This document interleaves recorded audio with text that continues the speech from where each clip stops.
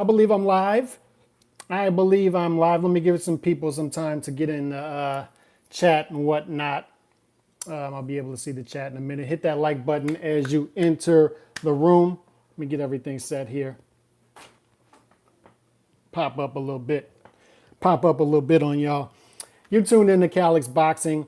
Just wanted to hit on, this is Tuesday night. So on Tuesday night, we hit on current events. Tonight, I'm going to hit on Belts Gone Wild. Give you guys a sneak peek at some of the terrible belts out there. Terrible. A lot of awful belts out there, a lot of alphabet soup going on, but I wanted to hit on the current events. Tonight's current events. Tomorrow night, tune in to D-Style Boxing. I'll be on with him every Wednesday night. What's up, Jonathan Sarton? I see you entered the room. Thanks for the support. Thanks for tuning in. Thursday night, we will be previewing all the fights for this weekend. Among them, Chris Arreola is back in the ring. Chris Arreola is always fun, man. He's a guy who's deeply flawed, obviously. A guy who, let's just leave it at that, deeply flawed. But he's fun when he's in there, as long as you match him correctly. And I think this is a fight where you match him correctly against a guy who is in the top 10 on a lot of people's rankings. However, on the shallow end of the top 10, and a guy who's flawed and likes to get in there and bang, and Arreola likes to do that too. So it should be a fun fight, and a fight that, if he has a little bit left in the tank, he has a shot at winning if he lands the right punch. So Arreola, Berto pulled out. We'll get into that in a minute. He pulled out of his fight this weekend. I think Jean Pascal's back in the mix again this weekend, so we'll see what he's got left in the tank after all of his fights in the past. So some good fights to preview. We'll be previewing those Thursday night. And then Friday, man, y'all hit me up. Let me know what y'all want to talk about. Friday is Flashback Friday, so we'll be talking about some old fights, some old fighters. So hit me up. Let me know what y'all, if y'all want me to talk about some topics or fighters from the old school. And when I say old school, man, between 1990 and 2010. All right, Flashback Friday. So we'll be talking about that. But let's hit on some quick topics. I'm just doing this. I'm exploring this with you guys. So I like doing it off the cuff like this. And I saw, before I got on, I was reading some articles. Kovalev kicked off a plane for allegedly kissing and throwing money at a female passenger. Who does that? Can somebody civilize this guy, please? Look, man, Kovalev is a guy, very talented fighter. Very talented fighter. Scary fighter. But like I said, it's like with, I was talking about this last night with, his name escapes me as I'm saying this. You got to keep him focused. Keep him focused. Keep him focused. The same thing with Kovalev, man. Somebody's got to keep this guy focused. All right. I don't know if we have to just keep women away from this guy altogether. As I was reading this article, I don't even remember that this happened, but apparently he allegedly assaulted a woman last year. All right. So Kovalev, man, he's got to keep his head in the game. Stay focused. This is a guy who's married with children as well. So what kind of example are you setting, man? Come on, get it together. This guy is a talented fighter. He just turned down a big payday with Canelo, allegedly. From what everybody's saying, he turned down a big payday with Canelo. They got to get this guy focused. They got to get his career back on track. And, you know, he's coming off of some wins, man. Come on, get it together. I don't know what Kovalev's doing, but apparently inappropriate behavior. He was kicked off the plane. Been accused of forcibly kissing a female passenger on a plane, also throwing cash at her as he sat on a flight set to depart from Fort Lauderdale, Hollywood International to Los Angeles. This happened last week. The captain of flight ordered Kovalev to be removed from the aircraft before it departed because women felt uncomfortable and not safe. I don't know if charges have been pressed. I have no idea, but they got to get this guy straight, man. Because he's a talented fighter and he's a guy who still has some stuff left in the tank from what I see. So get it together, man. You got some big paydays you could get. Berto withdrew from his fight with Cruz over the weekend, this weekend coming up with a torn bicep. So it is what it is with Berto at this point. He's another guy, if matched correctly, he's in fun fights. All right, obviously a guy who's very flawed, a C-level fighter, but when he's in there, he's fun to watch. So unfortunate, man, because it would have been a fun fight to watch on the undercard, and it's not happening now. I wanted to talk about this. Danny Jacobs. He's returning in November, likely at 168, is what the article reads. Last fought on May 4, in the decision to Canelo, blah, blah, blah. At 32, he's been fighting at 160. And that's the thing. When guys get to 32, early 30s, their body starts to outgrow their division, and they're going to have to move up to 168. I think it's a good move for Jacobs. I think he's exhausted his prospects at 160. He got the two biggest fights at 160. All right, the two biggest fights at 160, Danny Jacobs got. A lot of guys weren't afforded that. And Jacobs a guy that he's interesting because a lot of people think he's as talented as Canelo and Triple G, but he came up just short in both those fights. And when I was watching those fights, I don't know what y'all think about this, but when I was watching it, it looked like those fights were on the table for him around the 10th round. And then for whatever reason, those guys put it in fifth gear, and it looked like Danny Jacobs just came up that short, and it looked like an effort thing. I don't think that's what it was, but it looked like maybe he just not as hungry as Canelo and Triple G were. So he fell just flat at 160. His ceiling was at number 3, but his ceiling was very close to being number 1. I mean, he was that close to being the top guy in that division.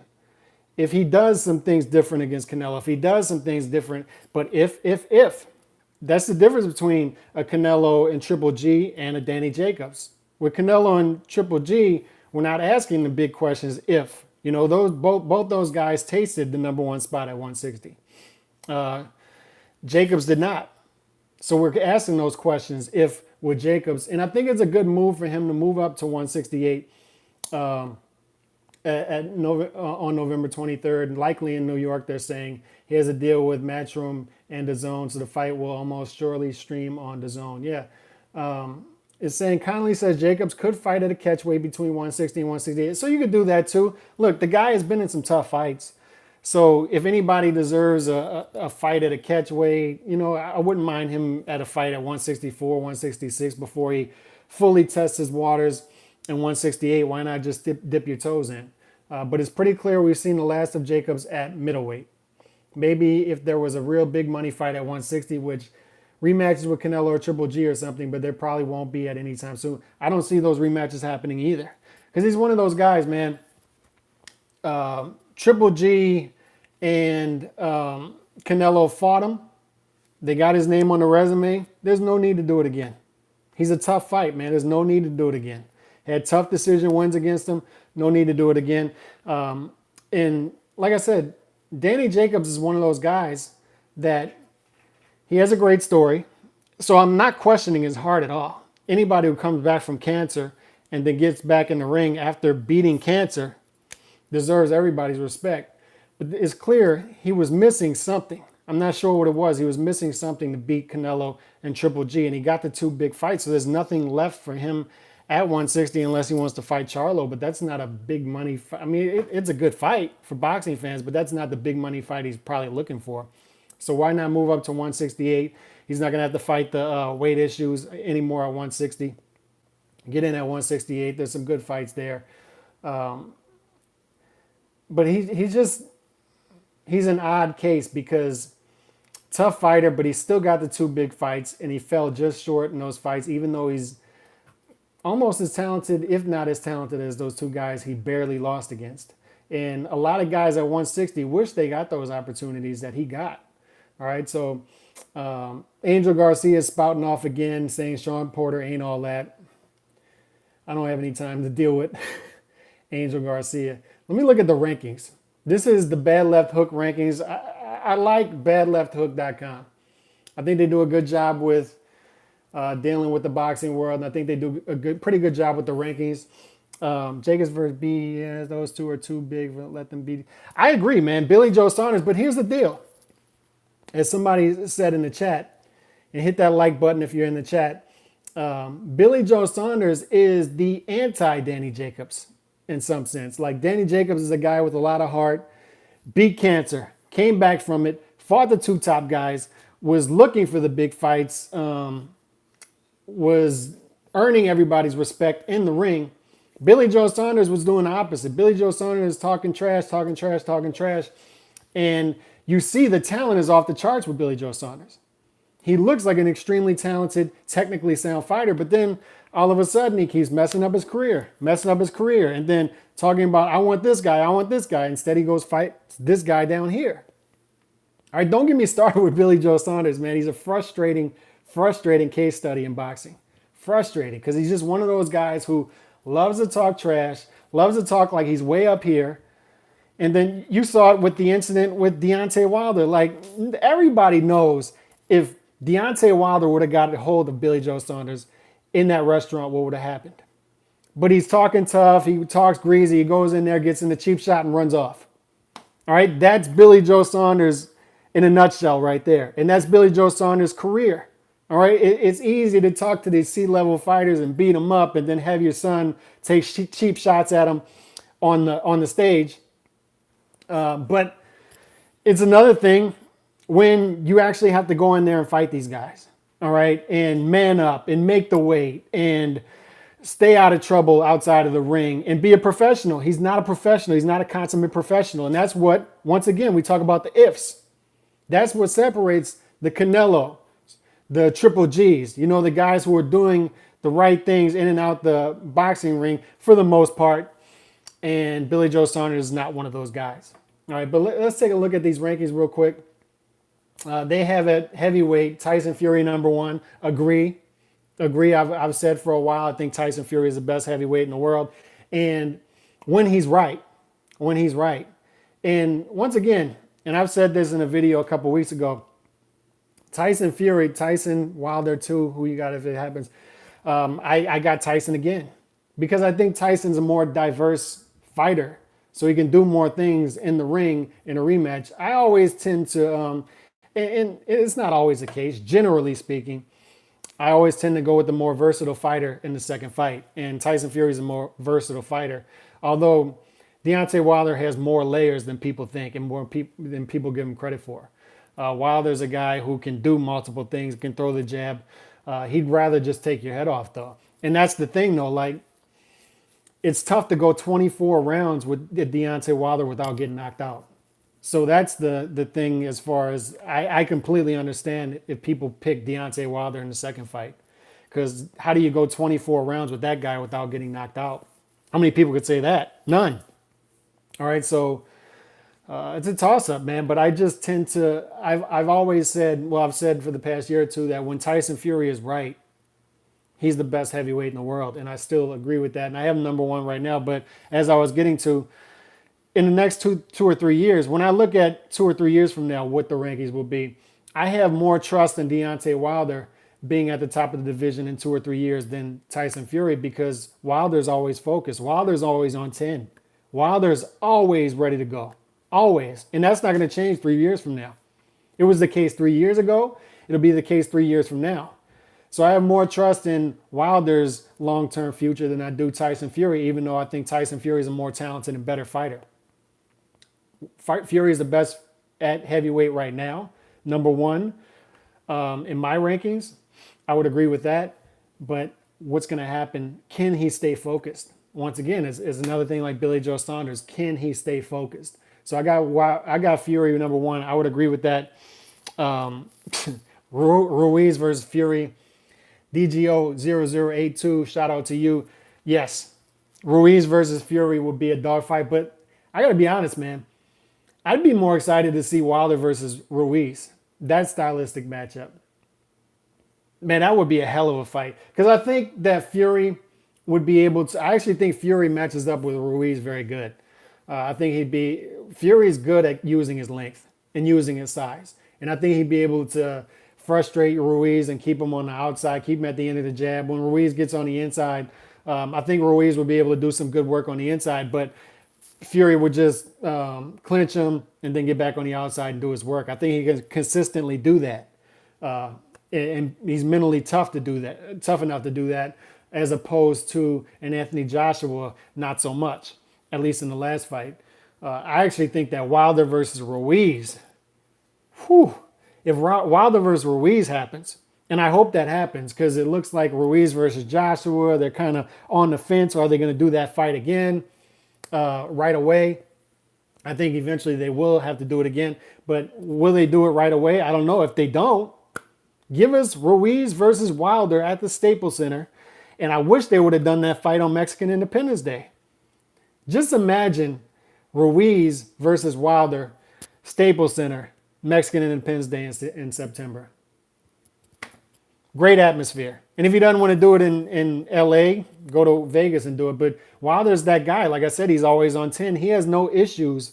Remember, he was going to go fight Povetkin across the pond. He had no issue fighting Joshua across the pond. Wilder's going to go where you are and try to beat you up. I have a lot of respect for Wilder as a fighter and as a man. I think he's ready to go get it all the time. All the time. So I would love to see Wilder versus Ruiz. I would love to see that fight because Wilder's going to give up his height as he does. Like I said, he's always looking to take your head off. Ruiz is not getting credit for what he did against AJ. You're right. You're right. And don't get D-Style started about that because he's dropped a bunch of videos about that. Ruiz isn't getting the credit. He is, but he isn't. He's getting endorsements, a Snickers endorsement, all that. But you're right in that people are still seeing that as a fluke. People are still seeing that as maybe a Hail Mary win at the end of a football game that, the team won the game, but maybe they didn't deserve it. That's how they're viewing Ruiz right now. And you see it in the Vegas odds. I think it was, last I checked, Joshua was still like a minus 380 favorite against Ruiz. So you're right. He's not getting the credit. People still see that as a fluke. Joshua was sick. Joshua wasn't up for the fight. Joshua this, Joshua that. So they're blaming what Joshua didn't do in the ring and not giving credit to what Ruiz did. So maybe Joshua didn't come in shape. Who's to say Joshua's going to come in shape for the second fight? All right, that's part of it. You got to be ready. You got to come with it. And Ruiz had trouble early in that fight. Guess what? He wasn't swayed at all. He still came, still beat Joshua. And that's what professionals do. And Ruiz proved himself on that night. And you're right, he should get more credit than he is. And I just love Ruiz versus Wilder. If I could pick one fight in boxing, look, I would be fine with holding off Joshua versus Ruiz rematch and holding off Fury versus Wilder rematch and doing Ruiz versus Wilder in the meantime. And then after that, if the fight's great, hey, do a rematch. But if not, just go back to those two matchups. All right. Any one of those top four, Fury, Wilder, Ruiz, Joshua, you can't do any wrong with those. Put any of those guys in the ring together. Let's play with that for a minute. Fury versus Wilder. I like Fury. I think that's a toss-up. Fury versus Ruiz. I think Fury handles Ruiz pretty easy. Fury versus Joshua. I think Fury beats Joshua as well. But Wilder versus Ruiz is interesting. Wilder versus Joshua, I think, is interesting because, like I said, Wilder gives up his height. I still think Wilder would knock Joshua out, though. But Ruiz is an interesting fight, man. He's an interesting fight for Wilder because he's mentally stronger, mentally tougher, I think, than Joshua. He'd be able to take, and everybody hit the like button as you come in, man. I see more people entering. Hit that like button. As D-Style would say, jab the like button, jab the like button. But yeah, man, Ruiz, I think he's an interesting fight. Interesting fight for Wilder. I would love to see it. But back to the rankings. Fury number 1, I agree. Wilder number 2, I agree. You can almost go Fury 1A, Wilder 1B, depending on how you saw that fight. I know people who had Wilder winning the fight. It's a minority of people. I would say maybe 75-25, maybe even 80-20. I had Fury winning the fight by 3 points, I think. But I can understand if you had Wilder winning that fight, edging it out. So if you had Wilder, if you were one of those people, obviously you would have Wilder number 1. But I have Fury number 1, Wilder 2. Respect the hell out of both of those guys. Particularly Wilder because, like I said, he's always on 10. He's always ready to fight anybody, anywhere. Ruiz Jr., 3. Ruiz Jr., 3. Clearly number 3. And like you were saying, he's not getting the credit he deserves. I've even seen people not have Ruiz in the top 3. I think that's crazy. He's earned a clear number 3 by beating Joshua. Clear number 3. All right. So Ruiz number 3, would definitely agree with that.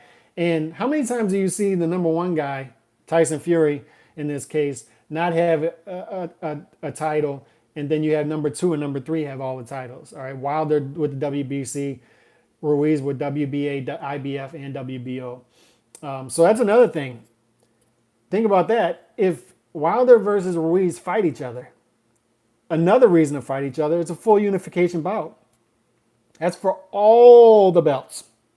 All the belts. So whoever wins that fight, whoever wins Wilder versus Ruiz Jr., although Tyson beats them all, if prepared correctly, I had Tyson win. Yeah, that's about how I had it. I had Tyson winning by 3 points. And to me, Tyson, I'm not worried about the belts. Tyson Fury is the heavyweight champion, the heavyweight champion of the world, to me.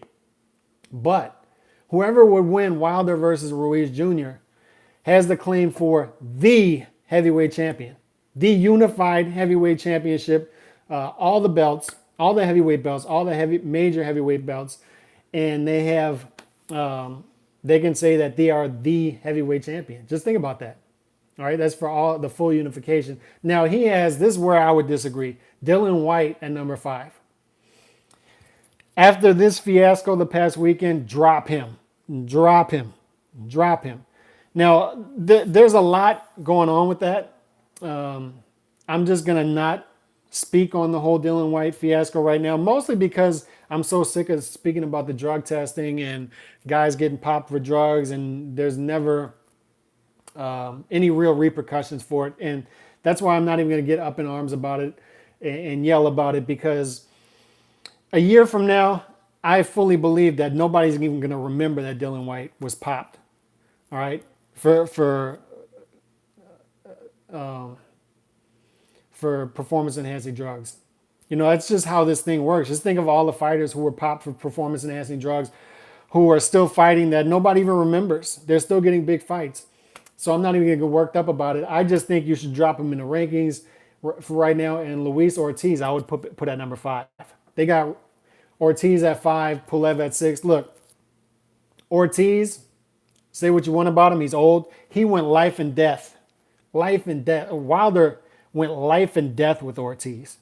All right, people seem to forget that, but that was just two fights ago? Wilder went life and death with Ortiz. Ortiz is a hell of a fighter. All right, and he matches up with Wilder. That's a what and what fight. And obviously I would pick Wilder to beat him again. But who's to say, man, Ortiz can't do that again to Wilder? Who's to say? Ortiz, another guy who is a hell of a boxer and tough fighter, and I wouldn't just discount that. Let me speak on welterweight real quick before we get into some of the crazy belts out there. I'm not sure how y'all have welterweight ranked. I wanted to touch on this real quick because Manny Pacquiao just fought a couple weeks ago, and everybody's. This division's getting cleaner. It's getting cleaner. It's getting clearer. Crawford at 1, Spence at 2. That's the clear 1 and 2 to me.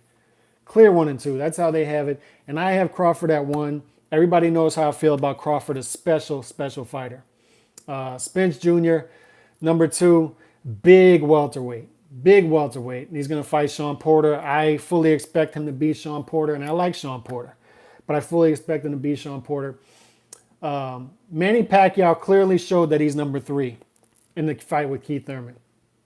He showed that he still has a lot left in the tank. Even 71 fights into his career. So, and Sean Porter at number 4. What makes this division clean is the top 4, according to this rankings and according to my rankings as well, all have the 4 major belts. Terrence Crawford has the WBO. Errol Spence has the IBF.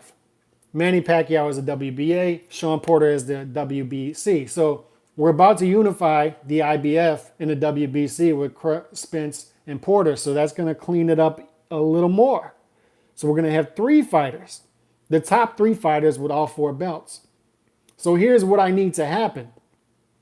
When Manny Pacquiao, or when Spence beats Porter, which I think is going to happen, I need Manny Pacquiao to back up Freddie Roach's talking. Please, no, let's move on, please. I don't know if you're saying that you want Pacquiao versus Mayweather too, but no, I don't want it. I don't want it, but I think that's what you're saying as well. But I need Pacquiao to back up this Freddie Roach trash talk, saying that they want Errol Spence. and they want Errol Spence right away, back it up. I need Errol Spence to call out Manny Pacquiao after the victory. And let's see Spence versus Pacquiao. And then it cleans up even more. And then we have the top two fighters with all four belts. In steps Terrence Crawford. All right, Terrence Crawford can continue to beat these C-level fighters because he's not with PBC. But when when the number two guy, when you're number one and the number two guy has the other three belts, the other three main belts, you already unified 140, Terrence Crawford. You're at 147. These PBC fighters are beating up on each other at the time. So let them beat up on each other and then fight to unify all of 147. So you can be the guy to say, not only did I unify 140, I unified all the belts at 147. And look, it's ironic that I talk about the belts so much as being a good thing to make fights on Belts Gone Wild night. But I've said it, man. When they do it right, when the sanctioning bodies work together, when promoters work together, it can be a good thing for four belts to work together, four sanctioning bodies to work together to make these fights and make the top fights and unify champions. And I think they can do it in this case. I think they can make a mini tournament here. Terrence Crawford can sit back, let these guys beat each other up, and fight to unify all the titles. And I think ultimately, man, it's Terrence Crawford versus Errol Spence. I'm a Pacquiao fan. I like Pacquiao. I like what he's doing. I think he's one of the best fighters of our era, if not the best. I mean, you can make that argument, but it's Terrence Crawford's and Errol Spence's time. Spence would beat Pacquiao clearly at this point. I don't see that happening. I agree, man. I think he's too big and too skilled for Pacquiao at this point in Pacquiao's career. Maybe Pacquiao can turn back the clock. I just think that at this point, Pacquiao can do it in spurts. What's up, Brian David? Shout out to you in the chat. Y'all hit that like button as y'all come in. I think Pacquiao can do it in spurts. He showed that against Thurman. And I think I still would have Thurman at number 5 in the rankings, but a clear number 5, not in that top 4. And maybe I'm speaking out of turn, man. Maybe Sean Porter beats Errol Spence. I just don't see it happening. I think Errol Spence is one of those special fighters too. But yeah, I just think that Pacquiao isn't relentless enough all the time. He can just do it in spurts, 30-second, 45-second spurts throughout 12 rounds. And I don't think that's going to be enough against Errol Spence. I think he's just going to, the other 2 minutes of each round is going to overwhelm him with his size and his boxing ability. So ultimately, I think it's Crawford versus Spence, top 2 in that division, and they're going to work it out some kind of way. I just think those two guys are too talented not to clean out that division and eventually fight each other. The only thing that's going to stop that from happening is by the time they fight, by the time that all that happens, they're not going to be able to make 147 again. I mean, Spence, it looks as busting at the seam to go up to 54. But if that happens, Crawford, just follow him up to 154. But you want to unify. You want to say this is when you use the belts to your advantage. Like I've always said, the past couple decades, the fighters make the belts, and it used to be the belts made the fighters. You want to use the belts when you can. And this is one of those times when a Crawford can use the belts. A Crawford can use the belts and say, hey, I was unified champion at 140 and at 147. Who can say that? Who can say they were a unified champion at 2 weight classes? All right. Yeah, I agree. Errol Spence is too big and too strong for Pac. I agree. And too skilled at this point. I just think he's a very technical sound fighter. And I think even 10 years ago, let's just assume this is 10. Let's just pretend here for a second that 10 years ago, Pacquiao was running through Hatton and Clottey and all these guys in and around 140, 147, and Errol Spence is at 147 in his prime. I still think that's a tough fight for Pacquiao. I would pick Pacquiao to win that fight if this was 2010, 2011. But Errol Spence would have still been a problem at that time. I really believe that. So Pacquiao, well past his prime, still a great fighter, but well past his prime. I think Spence is too big and skilled at this point. He's a very skilled fighter. So let's get into this Belts Gone Wild real quick, because I just wanted to point out All right, I've done this series a while back. How many belts and sanctioning bodies there are? Now, we talked about the four. They're the four major ones. But when you see a guy say he's fighting on ESPN, or it can be anywhere, man. He's fighting on DAZN. And I've had to explain this to people when I'm watching with casuals. And I've said this in the past. What haunts boxing is even after a great fight comes confusion. All right, because I've had there's a great fight and two great fighters and they beat each other up and it's a great fight. But a casual will sit next to you and they're still trying to figure out the picture. Okay, so that guy was 1 versus 3 or 1 versus 4, and then, all right, who's number 2 and who's number 3 and who has what belt? They can't figure it out. And one of the problems is you'll see a fight and a guy's walking in with 3 or 4 belts. All right, and you're like, what the hell is that?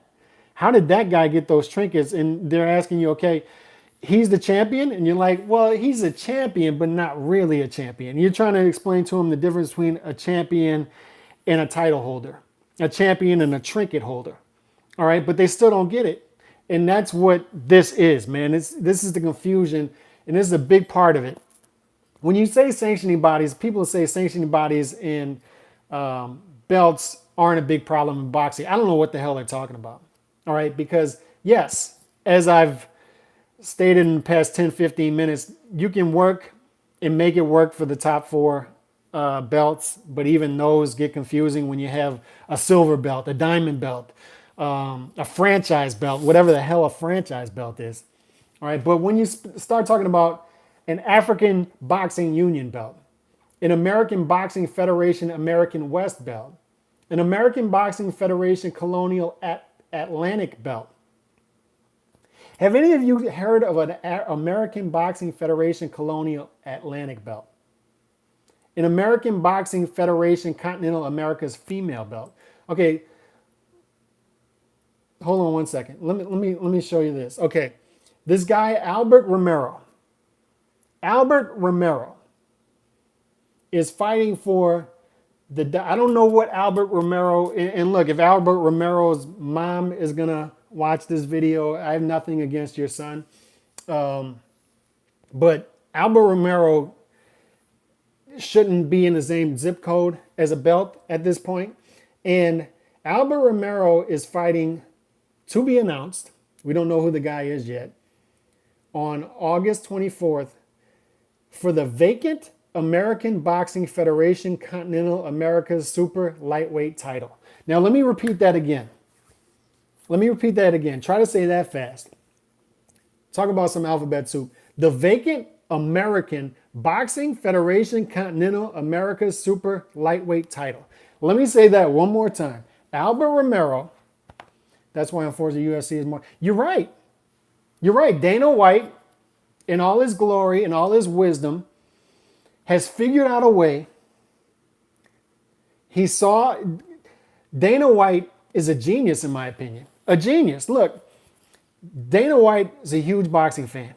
A lot of people don't know that. Dana White's a huge boxing fan. He's trying to get into the boxing world because he sees the flaws, trying to correct them. I wish him luck. He came up as a boxer. He was a boxer at first before he became a mixed martial artist. But Dana White figured out, let's make a champion in each weight class. And let's not have 17 weight classes, by the way. 17 weight classes. 17 weight classes. All right. And let's not have 87,000 champions per division, per 17 weight classes. Dude, there's got to be at least 5,000 boxing champions walking around. Professional boxing champions. Guys who can call themselves champions because they have a trinket. All right. Dana White, in all his glory and wisdom, figured out that, hey, I'm going to have a weight class every 15 pounds. I'm not going to have a weight class every 4 to 7 pounds. And I'm going to make it very clear and very easy for people to follow. This is clarity. All right. We live in the Kardashians world. I've spoken about this before. People have short attention span. All right. We live in the reality TV world, the Kardashians, whatnot. People want stuff up front, and they want stuff that's easy to follow. And Dana White figured out one champion per division, 15 pounds between divisions. He figured that out. And there is no vacant American Boxing Federation Continental America Super Lightweight title in the UFC. You're absolutely right. There's not. All right, so if this fight were on ESPN, I'd have to explain to my casual fan friend why this guy is fighting for the vacant American Boxing Federation Continental America Super Lightweight title and why that belt means nothing. All right, so let's look at some other ones. How many American boxing belts are American Boxing Federation USA? I mean, let's see who the American Boxing Federation USA champion is.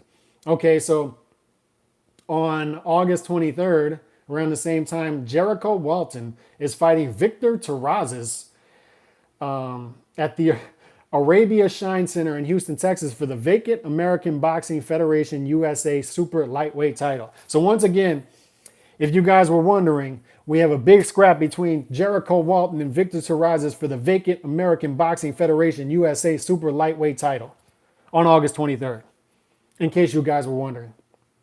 At welterweight, Daniel Baez versus Marquise Hawthorne for the vacant American Boxing Federation USA welterweight title. Great, beautiful. I can't wait to see that. Now, Argentina has a belt.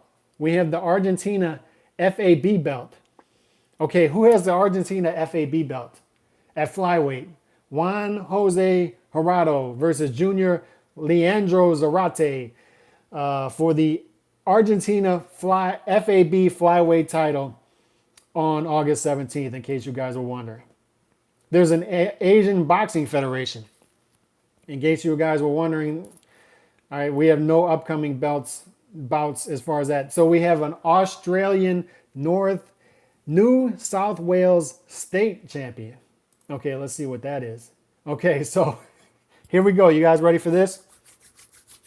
Belts going wild. Super middleweight division. When you try to explain to casual, you can literally see their head start. Yeah, I can see blood shooting out of their eyes. And I can literally see them not caring about boxing anymore because, like I said, you got to simplify this. On August 17, 2019, man, you guys got to tune in. Super middleweight division. Luke Bunder is fighting Jackson Donnelly at the Club Punch Bowl in New South Wales, Australia for the vacant Australia New South Wales State Super Middleweight title. Let's repeat that. On August 17, 2019, Super Middleweight Division, Luke Bunder. Any of you guys Luke Bunder fans? Is fighting Jackson Donnelly at the Club Punch Bowl in New South Wales, Australia for the vacant Australian New South Wales State Super Middleweight title. Vacant Australian New South Wales State Super Middleweight title. Dana White's a genius. Dana White is a damn genius. And look, this is why PBC was kind of promising to me at first because I remember when they first started that. Let me get a sip of water real quick. Al Heyman was saying he was going to give no mention to any belts, even the 4 major belts. And I was perfectly fine with that. Perfectly fine. All right, give no mention to belts, give no credibility to belts. And I mean, you have an Australian North Territory female, an Australia Queensland state. I mean, let's look at some of the other ones. BBB of C British, BBB of C Celtic, BBC Central area. I mean, there's a Bahamas belt, there's a Barbados belt, there's a Barbados female belt, a Benelux belt, the Belarus belt, the Belarus female belt, a Belgian belt, a Bolivian belt, a Bosnia and Herzegovina belt, a Bosnia and Herzegovina international belt. Because I don't know what's the difference between the Bosnia and Herzegovina and a Bosnia and Herzegovina international belt. There's Canadian belts, there's Commonwealth, British Empire belts, Costa Rican belts, Croatian belts, Cuban belts, Czech belts, Danish belts, East and Central African Professional Boxing Federation belts. Okay, I got to take a look at that. Are there any champ? Okay, they're not even, BoxRec's not even naming any of those, but Yeah, there's an East and Central African Professional Boxing Federation belt. I bet one of you guys in the chat could train for 2 years and possibly win the East and Central African Professional Boxing Federation belt. I bet it's a possibility. Eurasian boxing, there's a Eurasian boxing parliament belt. There's a European Boxing Association belt, but apparently it's extinct, according to this. German International, Global Boxing Council Intercontinental, Global Boxing Council World, Global Boxing Council World Female, Global Council, Global Boxing Council is doing well because they have a ton of belts. Let's look at the Global Boxing Council. Okay, so on September 21st, Super Welterweight Division, Mike Jade versus Nico Stalsman. I don't know who's going to win that barn burner. This is going to happen in Brandenburg, Germany. The vacant Global Boxing Council Intercontinental Super Welterweight title. Yeah, you're right. Ranking system like BCS, previously college football. I wasn't a big fan of the BCS, but you could do something like that with boxing. BCS, like I said, I wasn't a fan of college football. I'm not going to go off on a tangent about that because that's a whole different podcast. I'm a big college football fan, but computer rankings would work for this better than all of this. Yes. Yes. So once again, the vacant Global Boxing Council Intercontinental Super Welterweight title. Unbelievable. And that's just a little snippet of boxing, of Belts Gone Wild. We're going to do more of this every Tuesday night and zero in a little more on belts, the history of them, and get a little more of an education about that, and hopefully have a guest host on a Tuesday night to talk about that and the history of boxing and some of the belts and how we got to this point. And how an opportunist like Dana White took advantage of it and grew UFC off of really boxing becoming too complex. And look, I'm a fan of some of the stuff UFC's doing. I don't like seeing people pit them together and go head to head and whatnot, but boxing isn't suffering from anything UFC's doing per se. Boxing is suffering over the years because of what boxing is doing, and this is showing a big part of that. So I'm out tonight, man. Tomorrow night, tune in to D-Style Boxing for CalCast. I'll be on with D-Style Boxing. We're going to be talking about, and that's tomorrow night at 9 Central. So make sure to tune in. We're going to be talking about, he likes Josh Taylor over Regis Prograis. I do not. I like Prograis to beat Josh Taylor, so we'll be debating that. Also, we'll be debating Inoue. I think he's the best flyweight. I think he's the best in that division. He does not agree with that either. And I'm probably butchering his name, but I butcher everybody's name, so whatever. But tune in to D-Style Boxing tomorrow night for CalCast at 9 p.m. Central. We're going to be having some heated debates. Peace. I'm out.